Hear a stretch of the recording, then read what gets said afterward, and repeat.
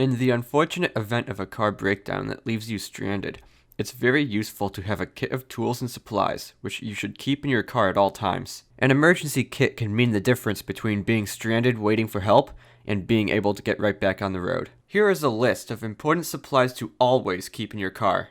Jumper cables, roadside flares, spare tire and jack, first aid supplies, bottled water, granola or energy bars, small tool kit, a flashlight, car escape tools such as a seatbelt cutter and a window breaker, road maps, blankets and extra clothing, especially for colder climates, a car fire extinguisher, antifreeze, a roll of duct tape, washer fluid, paper towels or rags, 2 quarts of oil, and a no-spill gas can. You can often find these items being sold as kits online or at automotive stores.